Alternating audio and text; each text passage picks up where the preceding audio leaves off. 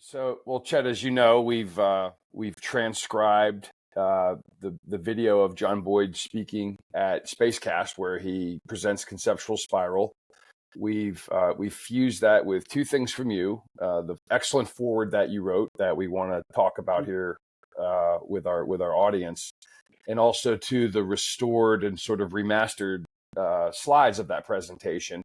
And the great thing about the transcription is that the actual what Boyd is actually saying goes perfectly with your slides.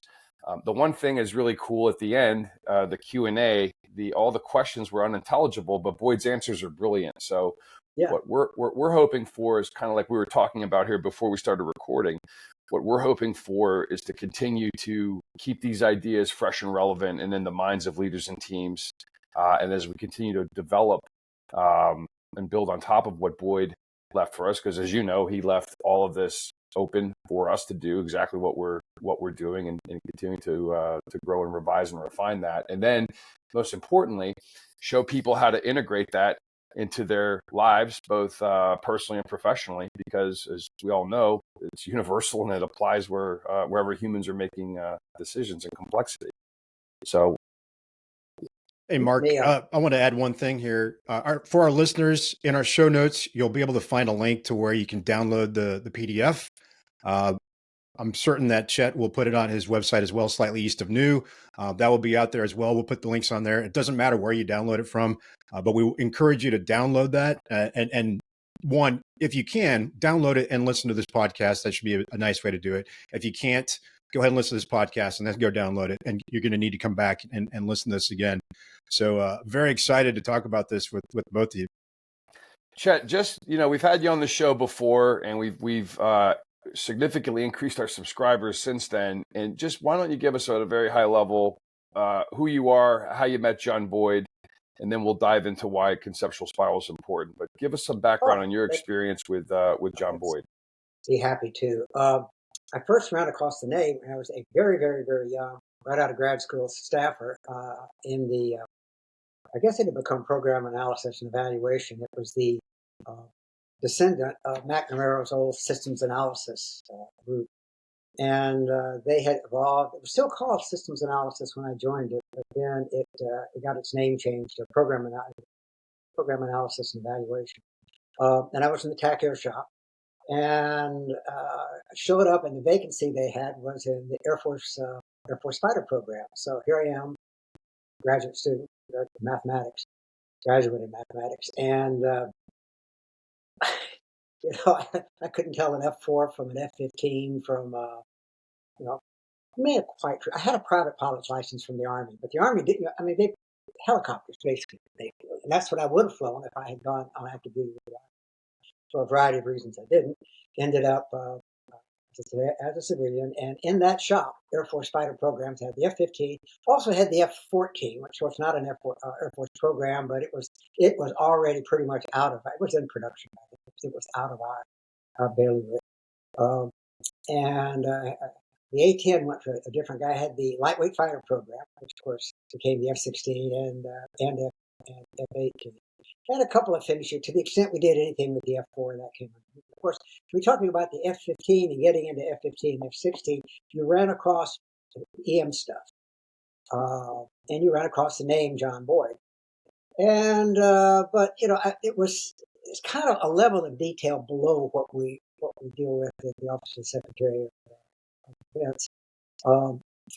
And basically, we were concerned with, all right, given that DOD is going to have X amount of budget, it's going to roughly be split among the various departments. What's our advice to the Secretary for what he should put in the President's budget for the various service programs?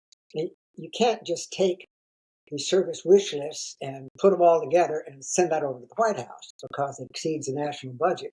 Might even exceed the gross domestic product if you let them run full blast. The Air Force originally basically wanted to have F-15s fill every role in the Air Force, literally. They're going to buy like 2,500 of the things, and which is, I think, similar to their plan for the F-22 if they'd had their way. But we're right. Obviously, that wasn't going to happen. The Navy wanted, do the same thing with the F-14. They strong-armed the Marine Corps into buying the F-14, and they were going to use F-14s for everything. But numbers just don't add up. So the secretary, who is generally a civilian, not always, Lloyd Austin, of course, retired Army, and may or may not have a background in defense at all, needs somebody he can turn to and say, what I do. And that's why McNamara set up the Office of Systems Analysis, and why Mel Laird, who was Secretary of Defense when I came on, kept it on SPA&E, and I had that little slice of air fighter programs. So that's why I came across the name John Boyd. And then the guy who was running the office at the time got a two-step senior executive service promotion and went on to other things. And there was a little gap in there. And then John Ahern, who was the principal deputy assistant secretary, deputy director, program analysis and evaluation, walked in one day and said, well, you guys got to be boss. And he's Tom Christie. And I knew that name because Energy Maneuverability paper was by John Boyd and Tom Christie. I had no idea who he was. Anyway, Tom shows up. And Tom says, hey, let's go meet John. And I'm trying to remember, I'm not sure whether he had been officially confirmed yet or not. Because at some point in there, John went, this may have been just before Tom came on, but John went overseas to command NKP in the Air Force, U.S. Air Force component of a Thai air base. And we walked in, and there he was, this tall guy in an Air Force uniform. We all said hi and all that. And turned out and left. And that was probably no later than 1973. I have to go back and look at Corbin's book. It may have been late 72. All right, so I forget all about Boyd. And in 75, after Boyd retires, I get this phone call from him and say, hey, I need a mathematician to come look at some of the paper, some work I'm doing here, and I was wondering if you could come over and take a look at it. I said, sure, John. And he said, meet me at happy hour Monday night, Wednesday night. I said, okay. So that's how things were done back then. So I show up, and he shows me some of the drafts that he's working on. He said, here it is. I'm using Gödel's theorem. I want you to make sure that I'm using it properly. So I read it. My degree wasn't in foundations or mathematical logic, which is where Gödel's theorem usually appears. But all graduate level mathematicians, particularly if they're going into the more theoretical side, which I have done, are familiar with Gödel's theorem. And we're praying to God that they never actually saw it in the wild. Because it basically mentions everything that, if you run across it, that everything that you've done up to that point is total BS. Fortunately, it's very, very difficult to run into it in real life. So it's kind of like a black hole, they're out there, but you really don't want to run across one if you can help it. So anyway, so I looked, and there was no mathematics in the way he was using it. His statement of it was okay. It's not the way we would have stated it, because we'd use a lot of cool symbols and everything. And but he was applying it to a problem in a field that I couldn't figure out what in the world it was all about. He was talking about closed open systems, and if you're inside a system and trying to examine it from itself, you'll pop up confusion and disorder and all that. I know that's interesting stuff, and I've been in the Pentagon long enough to see it in real life, but I had no idea. But I said, yeah, okay, the way you stated it is fine. I really can't comment on your application because your application is not. But he kept, sending me drafts of it and all of that, and then he, put it out to the extent that he published it. Just meant he put a date on it, started giving copies of it out. I went out to California, left the government service entirely, and knocked around, went to Saudi Arabia, came back to Washington in 1980, and ran back into John again. And he was deep into patterns of conflict. I think he had already quit putting warp numbers on them by that time, but the thing looked pretty much like it does now. I have a copy from 1980 that's sort of, you can see a lot of the charts are still there. Pretty much every chart has some word changes, and there's a lot of new charts, but the basic flow of it is still the way it is today. And so, started going to happy hour back and forth and all that. And John's working. I'm not particularly interested in land warfare at that time. But, I continued looking at drafts of it. And then in 83, I left and moved to Atlanta to go to work for Lockheed. Kind of lost touch with John for a while in there, although we would continue to call. Every now and then I'd go to Washington, arrange to be there on a Wednesday evening, go by happy hour. He did strategic game after in 1987, an organic design for command and control, and then it went quiet. And I get a phone call from him saying that he's kind of branching out. He's kind of this war stuff. He sort of milked it for all that he sort of thought it was worth and all that. And he's getting over into other stuff. And I said, I had that idea. I sent him a copy. I actually sent him a copy or sent him the reference to Tom Peters' Thriving on Chaos. I said, hey, there's a lot of your stuff in here. And he read it over and he said, yeah, he said, there's not the OODA Loop, but you can see a lot of these ideas. And so I wrote Tom a letter just out of the blue. And he was, I think, still on the faculty at Stanford at that time. And he wrote back a very nice letter, sent me an autographed copy of the book, which I still have. And I think that kind of got John really thinking about how these ideas are going to leak out of defense and over into other areas, which is an idea that he comes back to in Conceptual Spiral, as you know. This would have been probably 88, 89, and that's when I got onto the phone call list. Like 2 or 3 times a day, he would call and say, hey, can you call me back? Because I could call him on Lockheed's dime. And I did. He would say, here, listen to this, and now listen to this. Now, what do you think? And it kind of went on. And what he was doing was he was exploring the ideas. What he was really doing was reading me some of the stuff that you found, Mark, there at Quantico, some of those notes. Now that I see them in writing, I can see where he was coming from. I want to try it. Suppose if I said it this way, would it be more clear? I'd say, well, John, what is it you're trying to make clear? Tell me, explain it. He said, well, you remember I said I'm kind of getting away from this war stuff, and with the Cold War kind of being over now, he said, I want to look at the more general applications of what I'm doing. And this went on probably for a couple of years. And so we were going back and forth and back. So that thing at the end there where he talks about a conceptual spiral for all these triplets ending with, they all end in I, inspiration, something, and initiative. Mm-hmm. I can't tell you how many versions of that we went through until he finally picked 3 or 4 that he liked.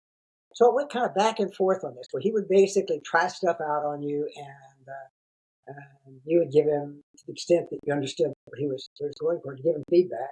And then he would say, okay, great. And meantime, we were also talking over this business stuff. I had started a division called War, Chaos, and Business, where I was trying to, based on the fact I'd gotten into the Toyota production system, which you'll notice he mentions quite early in his briefing, although it doesn't show up.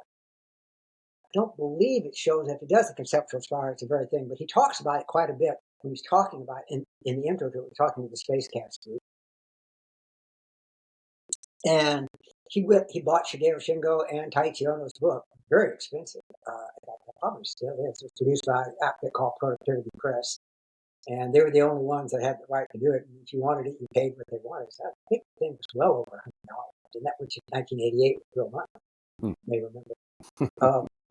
But anyway, he read all this stuff. He read Shigeo Shingo's book, Non-Stock Production, which he also mentions in the introduction. And he was starting to see these parallels, particularly down at the cultural level, but he was also seeing how they use time and how they compress time and the effect that it had on the American auto industry of this. And he could see operating inside the OODA Loop kind of going in slow motion, and taking years, but being the same basic process and having the same effect on the U.S. auto industry that he was talking about in, I call it A versus B conflict.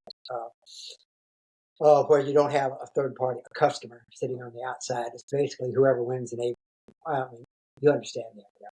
So he was starting to put all this stuff together, and as he mentions in his introduction, and playing it over and over and over again, borrowing from stuff that he had already done, not only in destruction and creation, but of course the abstract, the one-page abstract, where he's saying this idea of taking stuff apart and put it back together actually made all the presentations that I have in my green book, same process, which strikes a lot of people as odd, but it's true. Having been involved in the process, it's exactly what he did. He was taking bits and pieces and trying to fit them together and seeing what worked and seeing what direction it led him in. And, truly, all of those are examples of snowmobiles and concerning any. you've seen at Quantico that the various earlier versions of patterns, and you can see how the various prototypes of the snowmobiles got built. And so what he did was he took that process of building these earlier briefings and he abstracted it, and that became essentially a conceptual spiral. Somewhere along in there, he made the explicit. I think this was very early, as I was talking to him about connection with destruction and creation. He said, it's really the same thing I was talking about back in destruction and creation. In Gödel, Heisenberg, and the second law, that was an example of a synthesis, and all these other things were example of synthesis. But in order to do the synthesis, you had to first do the analysis, and that, of course, is the theme of conceptual spiral, at least the engine that drives conceptual spiral. Now, the real thing about conceptual spiral, of course, pass this along to our listeners, and I think I just realized it after reading the transcript, was that Boyd, although thinking back on it, I can't remember, it's been 30 years, 32, 33 years. Boyd really thought this was going to be his last movie. I really believe that's true. You notice he mentions Jack Kevorkian in there. That was funny. And he knew he had prostate cancer, but I think in 1982 he may have thought it was in remission. I'd have to look at Corum's book again, but I think it was more like about 1994, where it had come back. And of course, he died in early 1997. May have even been 1995, about the time of Essence and Winning and Losing. And so when he was putting Conceptual Spiral together, we were going back and forth on the components of it. And I think you can see again from that last set of charts there, it's the nature of basically comprehending, adapting, shaping, insight, imagination, initiative. He really thought this was going to be the point. Now he explained his entire body of work. But this is the fascinating thing about it. No theory is complete. And I think even while he was putting Conceptual Spiral together, and particularly once he started getting out and briefing it and hearing himself talk about it, he realized that it was incomplete in a very fundamental way. And you guys pointed it out in your description of what's different between the linear loop and the one that John actually drew. And that's the implicit part, the implicit guidance and control. He had said way back in Strategic Game, circa 1987, to emphasize it implicit over explicit in order to gain a favorable advantage, et cetera, et cetera. But as you guys mentioned, there's hardly nothing implicit about the linear loop. And yet he had said to emphasize. So, but on the other hand, the linear loop, that loop kind of thing, really did seem to explain a big piece of what he was talking about, the science and engineering part. But if you read Conceptual Spiral, except for a few little, I don't know, references, is probably not even allegation, near the end, there are no adversaries in it.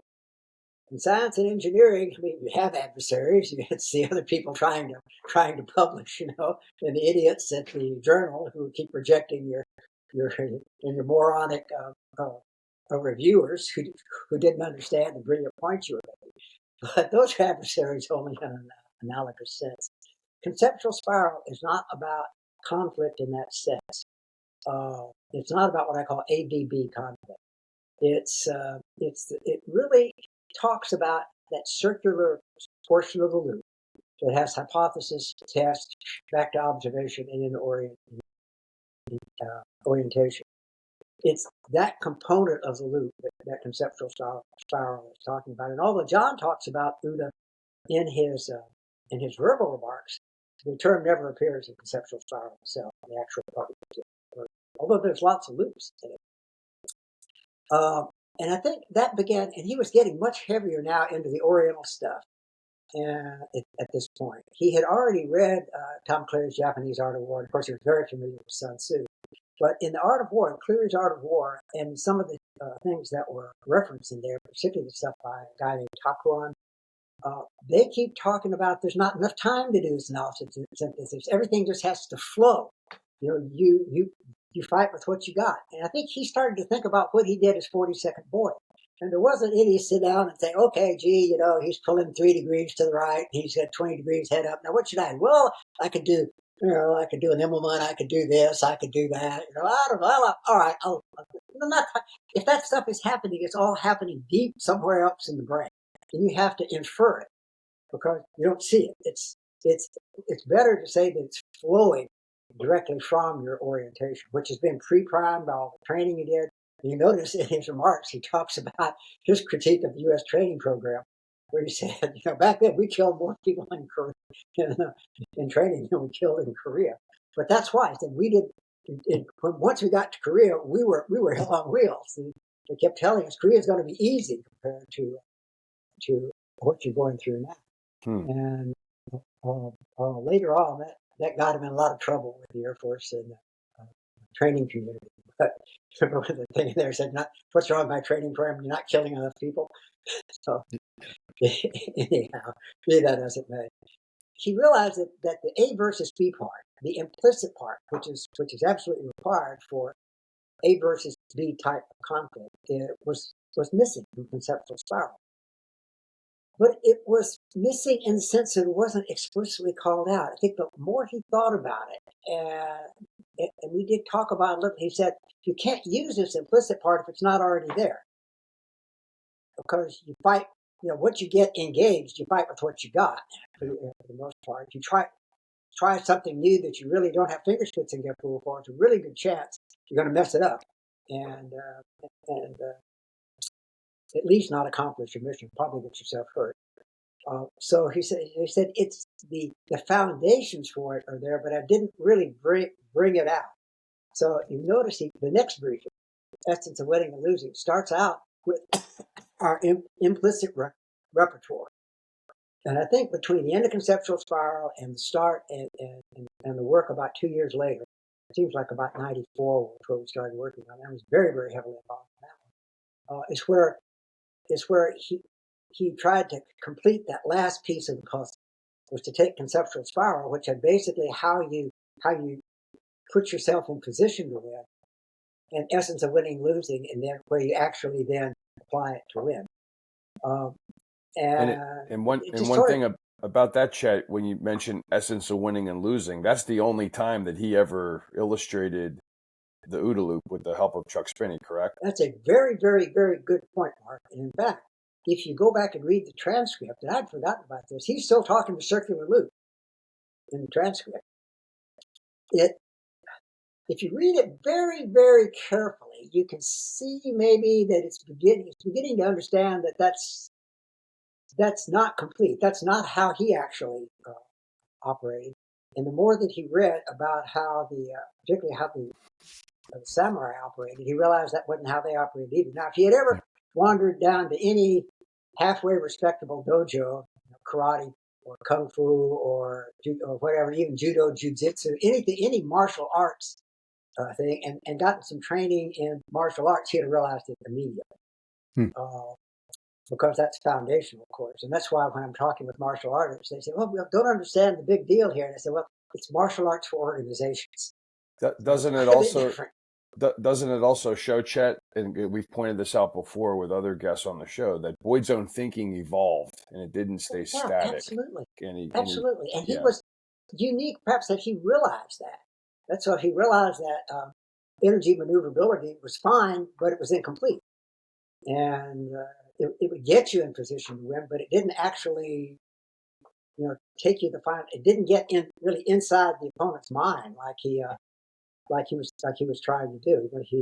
But then he got off onto land warfare, and land warfare is interesting, but land warfare, in a sense, perhaps is more like business than it is martial arts, in that the time scales can be much longer. Even in a squad or platoon engagement, you're talking at least conglomerations of seconds or minutes. You do have time to maybe get your platoon, bring your platoon sergeant over, a couple of your squad leaders, and say, okay, here's what's going on. Here's what I'm thinking we're doing. Anybody got any ideas? If they work together real quick, there's some interesting videos of the Germans actually trading videos. So seconds and minutes, whereas in the martial arts, it's fractions of a second. And that's what Cleary was so adamant about when he was talking about how the Japanese operated. But they built the capability to do that via what he was describing as the conceptual spiral. And so when he went on to Essence and Winning and Losing, he embedded the conceptual spiral into his OODA Loop sketch. But then he has the two implicit guidance and control wings going on the outside and got arrows going in every which direction, not just one set going around a linear circle or a linear spiral for that matter. That's I think the big fundamental difference. When you change the topology, you change the time scale. The Sherpa shifts during the engagement itself from the direct defeating the opponent in this engagement to more and more over to learning from what's going on and applying that learning as the battle, as the war, as the operation, the marketing campaign, whatever you're into, the product development thing, as it continues to evolve. So even the fastest systems, he may have mentioned this, the fastest, no, I read this one, the fastest development systems at the time for developing cars for Detroit was in the 45 years straight. Chrysler tried once in the 50s to compress it down to 3 years and turned out some beautiful pieces of junk. But they are gorgeous, but they couldn't manufacture them reliably, which allowed GM then to catch up in 1958, having an extra year with their. I'm laughing at the beautiful pieces of junk. Yeah, the 57 Chrysler product. Okay, that's great. Love it. Thank you, Chet. Well, somebody once called the Jaguar of the world's most beautiful, loudest car. And I think there's probably never owned a Jag. I would love to drive one sometime, but I'm not sure I would ever want the ownership responsibilities to one of the things. What kind of car is that again? What kind of car? A Jaguar. Yeah, interesting. They were noted for it. Even today, the Jaguar Land Rover products typically rate right down on the bottom of the list, along with the Stellantis progress for reliability. Here's an idea. Maybe Jaguar Land Rover ought to come to us and ask us how to improve their quality. What do you think about that? Get a better understanding of the OODA Loop. It'd be a beautiful idea, wouldn't it? Yeah, no, they're owned by Tata Group out of India, which is, I suspect the people in the Tata Group are familiar with these ideas. One of the reasons I suspect that is there is a special Indian edition of Certain to Win. Oh, there you go. Thank you for that. I didn't know that. There is. Let's get that. Yeah. It's you can believe that. It is full up Certain to Win.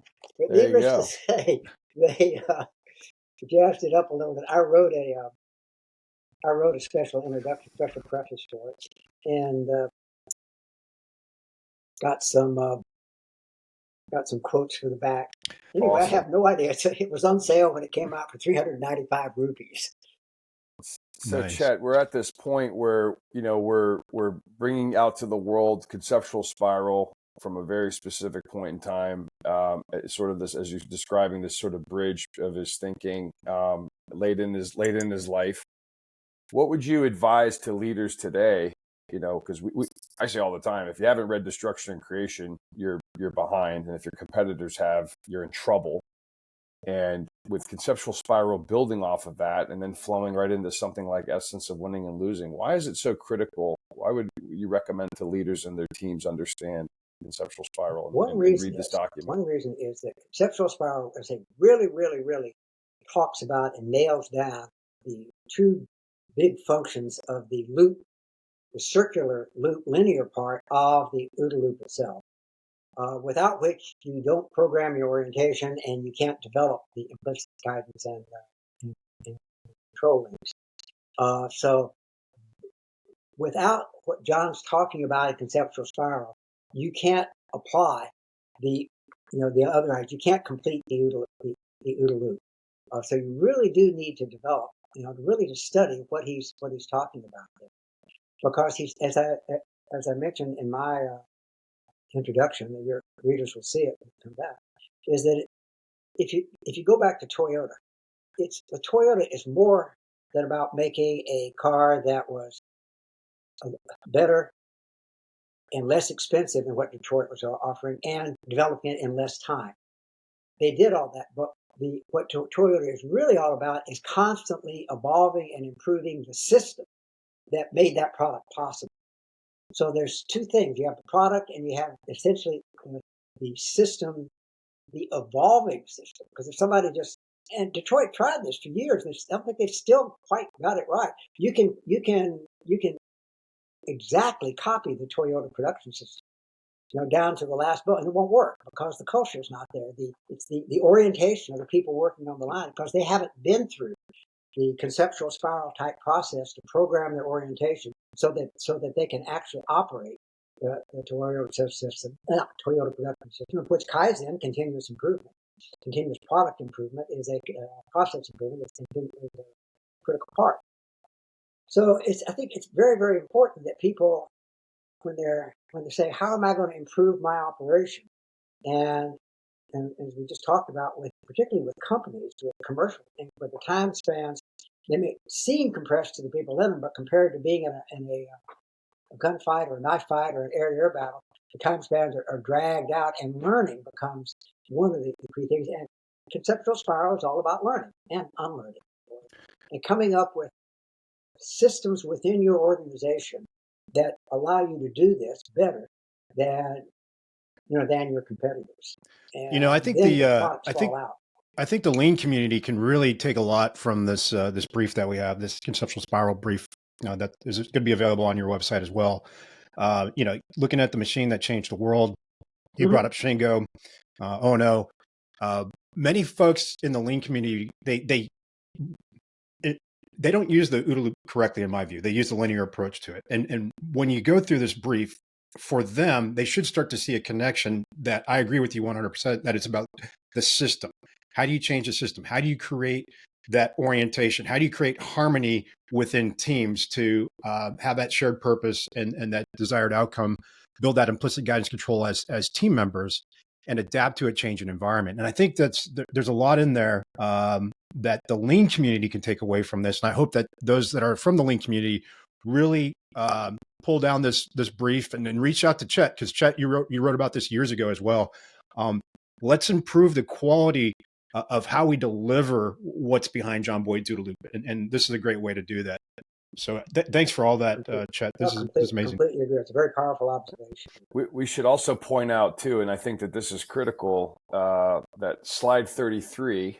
If anybody listening to this podcast or reading the work that Panch and I are putting out on the world of reorientation, slide 33 is critical because after Boyd goes through slide 32, explaining the features of the universe, uncertainty, entropy, irregular, erratic behavior, etc., slide 33 is that the underlying message of the entire briefing is there's no way out unless we can eliminate the features just cited. And since we don't know how to do this, we must continue the whirl of reorientation. So I think that everybody can understand why this briefing is so valuable and important to Panch and I, and why we really not only love teaching it and helping people understand it, but also feel it's so important that we named our podcast after it, and we named our publication after it. Yeah. So guys, I'm kind of wondering if we can kind of walk through maybe your highlights. What do you find really interesting about this brief? I know I have a couple points, but I want to see from Chet and Mark, when you look at this, Mark just gave us a great example. What stands out to you when you go through this brief that we have? Okay, for me, slide 20 is the apex slide. That's where he introduces novelty, and that's really what conceptual spiral is all about. And this applies to any form of anything with the strategic content, where there are competitors, customers, opponents, enemies, whatever you have. Because if you keep doing the same old thing in the same old way, somebody will figure you out, and you are leaving yourself open to somebody that does it cheaper, quicker, faster, better, new features, higher quality, more reliable, whatever. If you don't continually engage in this whirl of reorientation, you may be able to survive for a long time. Depends on the competitive environment, but you are constantly leaving yourself open to the entry of new competitors, who are going to change the market and obviously do bad things to your market share at the same. We've seen this so many times in the last 20, 30 years. So I think that's one of the key things, is that no matter how good things are going today, forget about it. Yeah. And he does kick off the transcript. He does kick off with the snowmobile experiment. After he kind of pulls the audience. Okay, who's ever heard of Einstein, and who's ever heard of Henry Ford? But have you ever heard of Ono? Have you ever heard of Heisenberg or Gödel? Yeah. So and then he goes through the snowmobile experiment, which is novelty. Yeah. Chet, we've been looking at affordances, and we've been looking at Kaufman's, the theory of adjacent possibles. And I think what Boyd does there with novelty is he points that out early and says that, hey, as we create new things, the acceleration of technology is going to create more uncertainty, which allows you to find more novelty in the environment. So we've had a lot of folks that study, I think it's Gibson or Gibbs affordances, and then you get into Kaufman's the theory of adjacent possibles. We've had people on the show to talk about that, and I think that's slide 20 that you brought up there makes that connection, or can be a way to connect these emerging theories. Yeah, and it's very important. Nothing destroys an organization like success. As the elder von Moltke once pointed out, victory makes us stupid. He had a lot of crude phrases, but I particularly like that one. Or as Hermann Bach mentions in Patterns of Conflict, if you tried something and it didn't work, do something different. If you tried something and it did work, do something different. And that also goes back to this ancient Chinese expression that I read across the other day that means it says the same thing. But most organizations, they get comfortable with where they are, because it's so easy to get comfortable. You have the office, everything is working smoothly. Bonuses are coming in on time. People are telling you how great you are. You can solve the little fires that pop up every now and then, and life is good. But the problem is that mindset leaves you vulnerable, and if not now, then in the future. And maybe a long period of time you can get away with it. C-130, for example, flew in 1954, and Lockheed's still cranking out the J model, even to this day. They are finally now, just to me, it just seems like getting some credible competition, particularly in the Embraer, C-390, which is a jet-powered airplane that actually is a little bit bigger than the C-130, a lot faster, of course, carries a little bit more, but they're pricing it at about the same. So it's getting to now where if you really want C-130, it's so that you have commonality with NATO and U.S. Air Force. I rule out the A400M. It's a fine airplane. It's just too expensive. It's just not it's invaluable. But you can for a long time, General Motors, Ford, Chrysler, other names that have disappeared from history, were very successful with the model head. Annual product updates. Don't put more quality into the product than the customer is willing to pay for. Don't worry about building it great. You're not going to buy it. That's an expression from the assembly line back then. And they can operate with that philosophy for decades until Toyota came along. You start to wonder, what if executives at Blockbuster or Kodak or the big three, what if they had sat down and they had gone through Conceptual Spiral, which of course now that we're releasing this transcript, we're able to help people to understand that. Just imagine what if, because those three I's at the end, the insight, initiative, and imagination.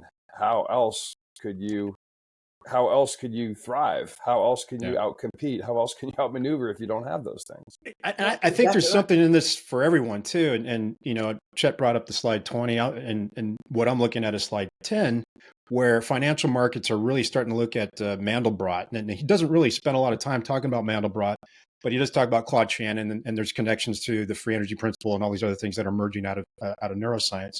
But the new orientation, he also brings up socialism, or was it scientific socialism, so Marxism, right? In the brief. Economics. There's an example of something that was tried and tested. It didn't work.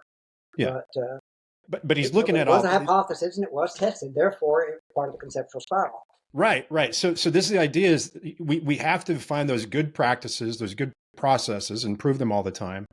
And what we're seeing now is even on Wall Street, and I'm talking to our Wall Street listeners now, there is a strong connection between Boyd, Mandelbrot, and in my view, this emerging idea that we can use sacred geometry, and I think Mandelbrot has a connection to that, and there's other folks in there as well. But it's a new orientation on how do we understand what's happening in the external environment, so we can continually adapt and not just thrive as a species, but I'm sorry, not just survive, but thrive as a species, even if we have to go to Mars, right? So that's and I'm just bringing that up as another connection there, but I'm sure there's other connections we can make from this brief. Mm-hmm. I think you're exactly right. I don't know. Organizations are strange things, as as you all know, and you could give this. I mean, it's been out on the internet now for about 20 years since Steve and Chuck put it up. But you've got to be willing to, for example, you say, at the key of this is analysis and a synthesis. Do you do that in your organization? Really? I mean, really? Or are you simply generating excuses for what or justification for what you're already doing, which is can be very common. And in any hierarchical organization, there's a strong tendency to tell the person above you what you think they want to hear. Do you want to get promoted? You want to stay employed or not? So in that sense, I think the services actually were better places to work, particularly for Boyd, than private industry might have been, because at least there, to get kicked out, there are certain ways they can do it. Violate the UCMJ, that sort of thing. And you might get shunted off, which they tried to do to Boyd several times. But it was Mike Wiley who pointed me to that. You can get away with an awful lot in the military, and you guys know this, so long as you know where the boundaries are, and you operate within that system. You may get transferred, you may get put in charge of. You need to listen to the episode. Battalion in Alaska, but Chet, you need to listen to the episode we just released today about the Fat Leonard scandal. I saw that. Yeah, definitely. By the way, thank you so much for putting up Mary Boyd's interview. It's the only place I know of where she has ever been really interviewed in print or in, or for real. It's about time she got. Oh yeah, she was a great. We think too that hearing the personal accounts of people that knew him. Of course, his daughter knew him, and you and G.I. Wilson and Chuck Spinney and others. It's so important because as we were talking about before we started recording, Boyd is so widely misunderstood, and the idea that these theories are open and meant to be developed and discussed, and that these are for helping people deal with complexity and not linear boilerplate methods that can be introduced on a infotainment stage. I mean, these things are practical things that are deeply rooted and grounded in the way the cosmos actually functions and flows, and that's what Boyd was trying to help us see. Yeah, that's absolutely correct. Good summary of it. But the organization has got to want to do it, be willing to do it. And commercial organizations can get rid of irritants much easier than the military can. Here's your 2 weeks paycheck, get out. Right to work laws in every state. Chet, I know we asked you this before, but if John had lived another, he died at age 70, and just say he had lived another 10 years. I mean, what do you think that he was pursuing? When you take into consideration his evolution to get to this point of conceptual spiral, and then sort of his distillation of everything with essence of winning and losing. What do you think he would have done next? There are a number of possibilities. I know Bill Lynn and his group around 4GW, including folks like John Robb. I don't know if John ever met John, but John Robb came and was the keynote speaker at one of our board symposiums. I believe sort of made this point, would probably have gotten interested in the types of conflicts that were taking place, particularly when you got past Desert Storm. You could have gotten into the sort of the world that we're in today, becoming more multipolar, where you can have a group like Hamas, face down, which is generally considered person for person the best military in the world, for over a year now. A situation that very, very difficult to explain using conventional military measures of effectiveness. Even talking about maneuver warfare. Now, John talks a lot about irregular warfare and guerrilla warfare. And so I think he would have not been surprised that it continues to live, continues to morph, continues to take advantage of new technologies, that sort of thing. So I think he might well have done a series of briefings on non-conventional applications of power, both soft power and hard power. I can see him kind of working in that sphere. I know he read over some of the drafts of Bill and G.I. Wilson's 4GW paper, but I don't know what kind of comments or whatever. And of course, he never used a generated war model. And we've discussed before that John Boyd loved technology and was not a Luddite. What would he think of AI? What do you think? Well, that's a very interesting point. He was actually thinking along those lines a little bit before he died, because he was talking about the things that were going to be possible with the tremendous increase in computers. He said, "Now, I'm not talking just Moore's law here, but I think parallel computing was just starting to come out and become practical. Nowadays, we talk multi-core, but back then they were. It was really the software to really use multi-core devices was still in its development, and of course the devices themselves tended to be very, very, very expensive. And I tried to explain to him from a mathematical standpoint, a parallel computer is still a von Neumann computer. It's still nothing you can do with a parallel computer that you can't do with a straight processing system. You can just do it. In some circumstances, you can do it faster. But he said, well, it just seems like to me that as we get more and more processing power and it's becoming more and more things are happening, that it's becoming to look more and more like the human brain. And you can't argue with that. And that's kind of about what you can see in the back of his mind. If I could just, a neuron, I can see how I could simulate neurons. I could, and neural networks, the concept already existed. So it was, it's an area he probably would have been very, very, very interested in, both from application of it, but also from trying to cut through the hype. I think you would have been fascinated by the problem of hallucinations, for example. Yeah. I think that was it. You said, well, if this is true, maybe the other side's using AI, light comes on above his head. Anything we can do to give it more hallucinations. Yeah. I think he would have loved that. Yeah, Chet, I agree. When you look at the emergence of the free energy principle and active inference, and we've talked about this before, it really pulls on second law of thermodynamics, cybernetics, a lot of things that John Boyd was looking at. Nice synthesis, and even in one of your briefs, you talk about it, and Chuck Spinney kind of puts a boundary around it and talks about the sensory systems are the only thing that are having access to the external world as our actions, and there's a Bayesian process inside the OODA loop where we generate a prediction based off our orientation. We kind of match that up against the signals that are coming in through our observations. It's pretty powerful. And we're starting to see, and I'm going to share some insights here. We're starting to see a divergent group of AI companies. What I mean by that is there are those that follow John Boyd's linear OODA loop and try to scale it that way. So that's large language models. And there's this thing called agentic AI, which I think NVIDIA is big into right now. And it's just scaling linear OODA loops, in my opinion. And then you get into the active inference part, which looks more like John Boyd's real OODA loop, what he wrote about.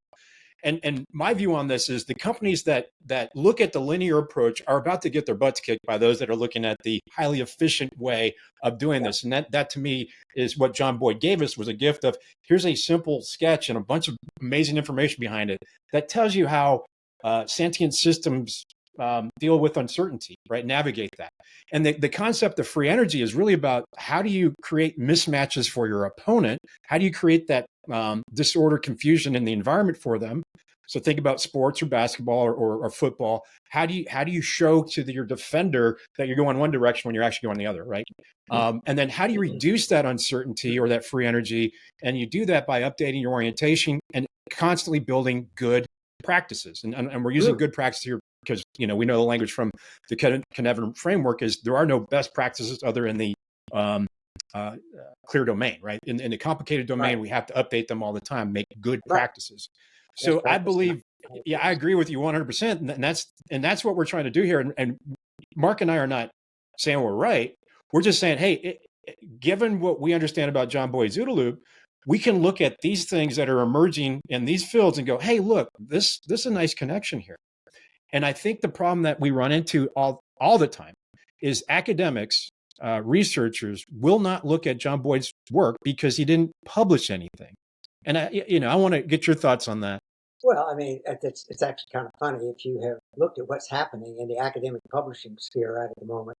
Well, let me back up. There was a while back, may still be, a satirical scientific thing called the Journal of Irreproducible Research, and it turns out now that that's pretty much all of it. I mean, there's so many problems now. The publisher perish world in academia has just gotten completely out of hand. Sabina Hossenfelder out on her YouTube videos goes into that in great detail and gives a lot of examples of people who had hundreds of publications, all of which have now been withdrawn and redrafted.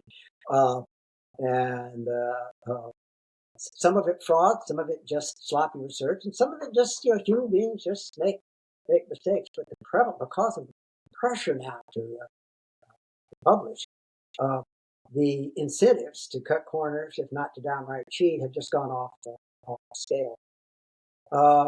But your point is right. They wanted something that they could cite in their own research, so that when they published, their citation list, pass muster, look good. Everything had all those weird little abbreviations. If you look, the language of academic references uses.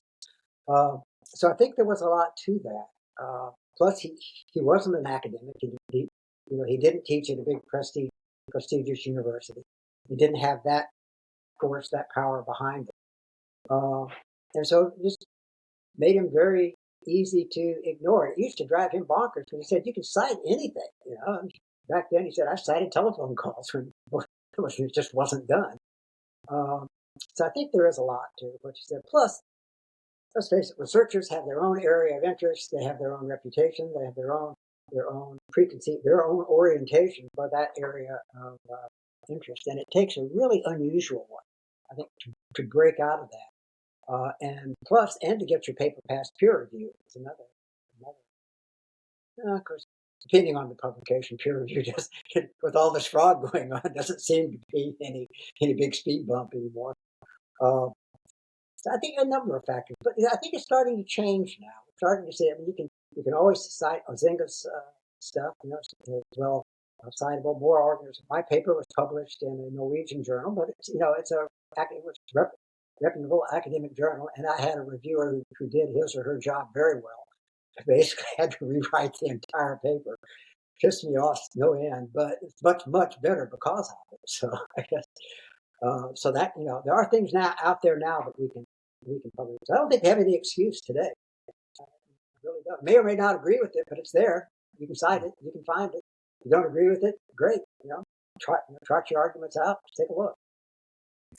Well, John's right. Parts of his argument are incomplete, if not downright wrong. So, well, that's the point of the paper. Your paper, the Boyd's Real OODA Loop, that we just wrote about and put on the world of reorientation. Because I think what a lot of people do is that they limit their thinking to what they think they know at a surface level, and they don't do any deep investigation beyond sort of the memes of what people think so and so said or so and so thought.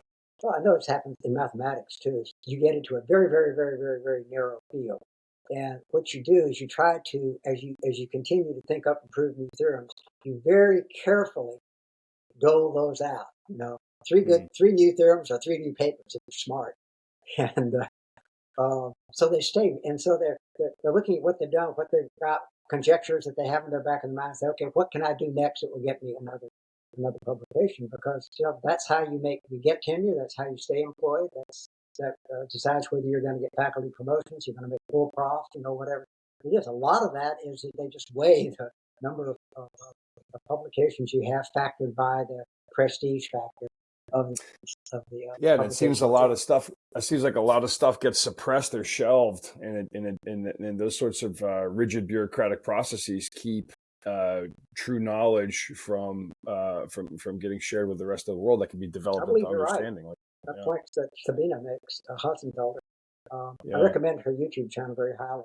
Another recommendation I'd like to make to your audience here, real quick. Years and years ago, 1978 to be exact, there was a BBC series called Connections, and it was hosted by a guy named James Burke. Only had, I think, 10 episodes, and then it showed up in the States in 1979. Then in 1994, they did Connections 2. I think TLC was the sponsor, and they've done a couple follow-ons since then.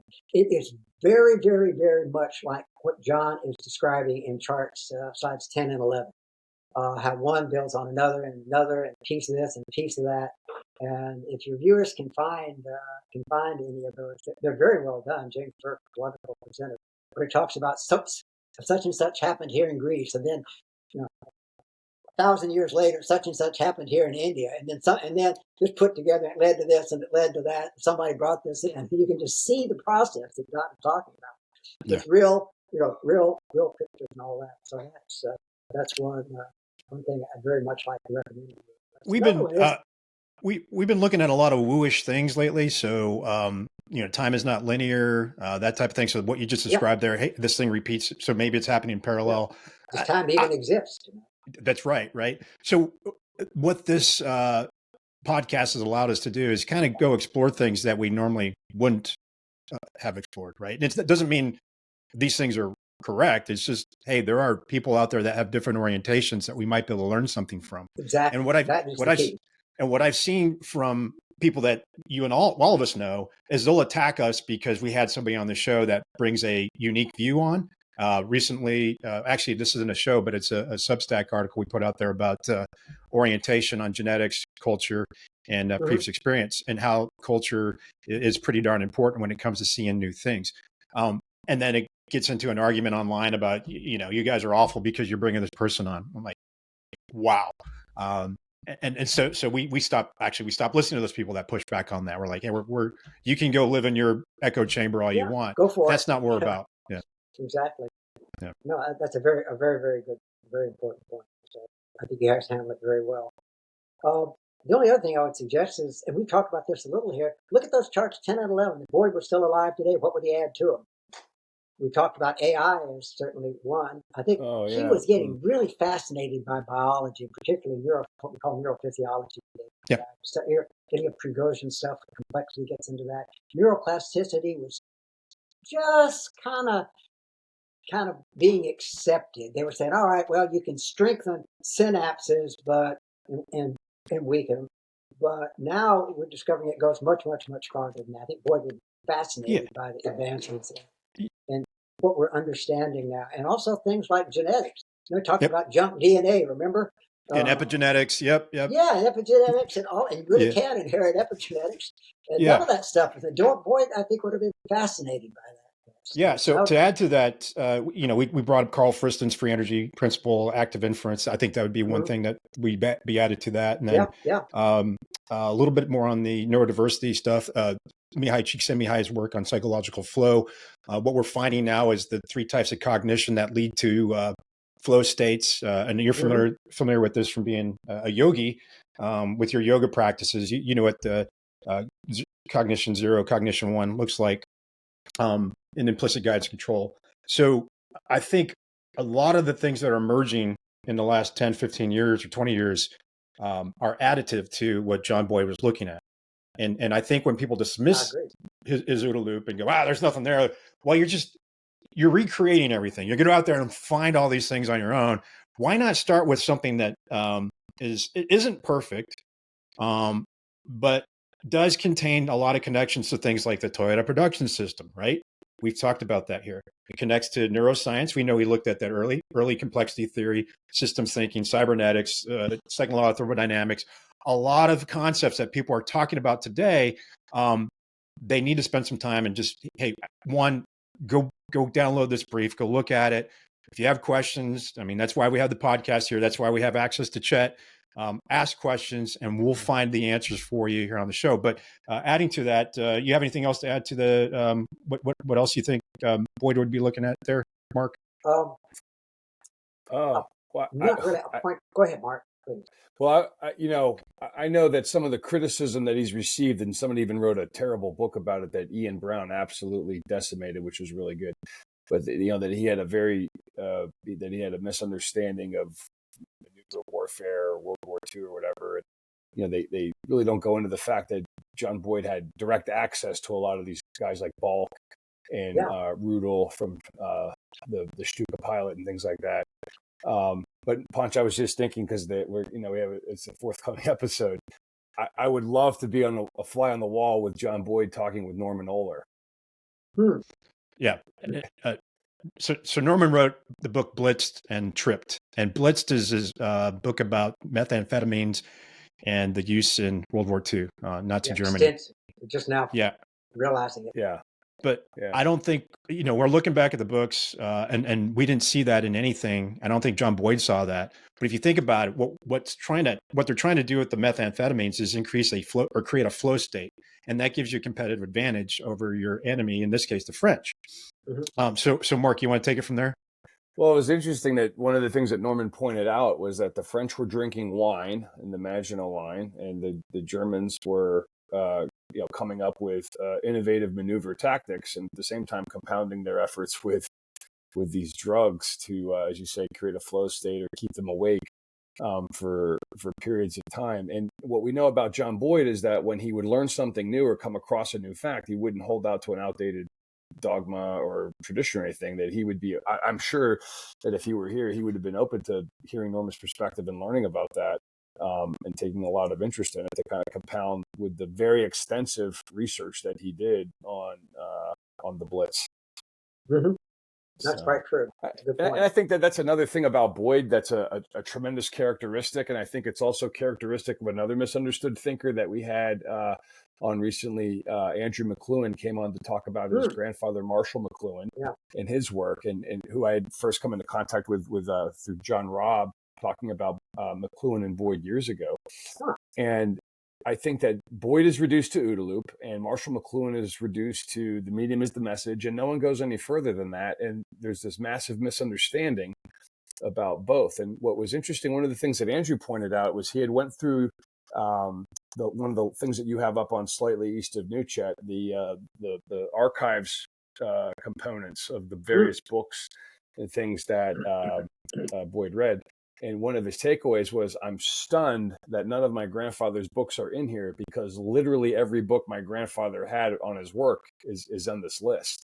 And they were sort of bracketing around each other, which was fascinating. But I think at the end of the day, it goes on to what Boyd was saying, is like, you can't hold on to things. And McLuhan said the same thing. I'm an explorer. I'm not here to tell you exactly what is. I'm here to learn and explore and develop. It's certainly possible, that if Boyd if he lived another 10 years, that he would have gotten over into that. I mean, if you look at how extensive his reading list was anyway, where in the world did he find time to even do this? You can see why there's going to be things he missed. He just was working in a different area. And put all of his time in that. So, well, his margin notes. So I've been down to Quantico and read his margin notes on, say, On War or others. It's amazing. Yes. Even his notes on Tom Peters are pretty interesting. That's right. Yeah. Well, he had that one coffee with Peters in the coffee shop at the Hot in Crystal City, there in suburban Washington, D.C. Never found out too much about what they talked about, oddly enough. His only criticism of Peters, incidentally, was that he got too much checklist mentality. But I found out later that is almost, or was at the time, forced on you by the business press. That was kind of they wanted, all right, here's the thing. Now, here's some things that you can do, A, B, C, D, and E. Okay, you're an executive now. Here's your best practices. I totally agree with Dave on that, by the way. So just to get the thing, because if you look at it, compared to the two before it, that book was a much more lavish production, Thriving on Chaos. Yeah. So I don't know whether that was really reflective of Tom's. Yeah, we could reach out to Tom to see if he can join us on here. That'd be great. That'd be a good one. Oh, absolutely. Yeah. We can Tell him ask I him said about that. hi. If you do, he'd probably remember me. He'd so occasionally. Okay. Go back. Well, for a long time, we were going back and forth every week. I learned incredible about finance. When it came to applying these kind of topics to the world of business, I give him full credit. So. If I remember correctly, Tom has a background in the Navy, right? Yeah, exactly. Yeah, okay. I don't think, he didn't retire, but he, well, you just know quite, yes, he's a former Navy person. I don't want to get more trouble than that person. I just don't remember. So. Well, the Navy missed out on Boyd in the Quorum book. They talk about it, that they wouldn't sit down for 6 hours. So the Navy has had, fat Leonard. All you can do is offer it. Lots of challenges that I think some Boyd type thinking could really be helpful to them.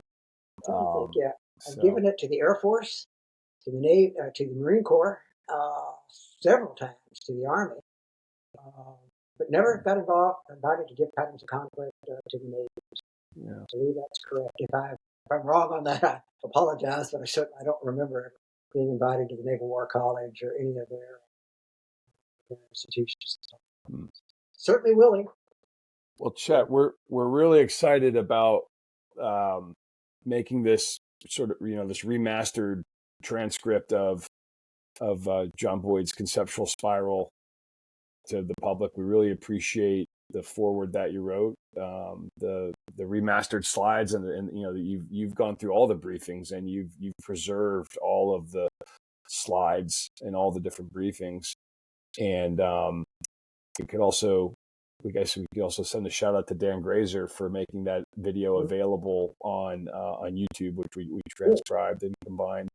And we're looking forward to feedback that we get of anybody that wants to learn how to apply this, because if we're working with your competitors on it, you're not going to be happy if you didn't make the effort to understand Conceptual Spiral. Yeah, I totally agree. I think you guys did great work and great service in making this transcript available, because like most of Boyd's briefings, they were never really meant to be set down and read by themselves. As you know, he wouldn't even give out copies of patterns until you had the briefing. He was absolutely fanatic about that. So to have the transcript itself is a tremendous resource. I mean, I even learned quite a bit from it, and I was present at the creation. But you see new insights. So 30 years since it's come out, a lot has happened, and so a chance to hear John explaining it again, see him explaining it again, it's a tremendous opportunity. I recommend highly to all of them. Awesome. Well, we're going to do our part. We know that you will help as well, getting it out on Slightly East of Noon and sharing it with your... Soon it's available, and I'll let Ponch finish, but I know, speaking for myself and for Ponch, we're both really honored to be on this journey with you as we continue to develop the work. Same way. Ponch. Yeah. Hey, I'm just going to share this with we'll share with the audience as well. There is a possibility that John Boyd's old high school may be renamed after him, and I think Mark's going to go visit during that period. But I just want to offer you an opportunity, Chet, to maybe suggest why or recommend why that's a good idea, and we could go through that. John Boyd doesn't have anything really named after him other than, I think, it's the Fighter Weapons School, Boyd Hall, right? Now the weapons school. The weapons school. Yeah, as far as I know, that's the only thing. I would be hard put. I don't know the alumni list from that particular high school, but I'd be shocked to find that there was a more deserving alumni to name the school after. So I would certainly encourage that. It'd be a good thing to have. But, yeah, that would be good to do, Mark. Good luck. Good stuff. We'll keep you posted on that. That's great, guys. Thank you so much for having me on. I always enjoy these, and good luck. We'll get the transcript up as soon as it comes out. We'll close the recording here, and thank you for coming, and everyone to keep an eye out for the remastered copy of Conceptual Spiral, which you'll be able to get. So Thanks again, Chet, and stay with us. Thanks, guys.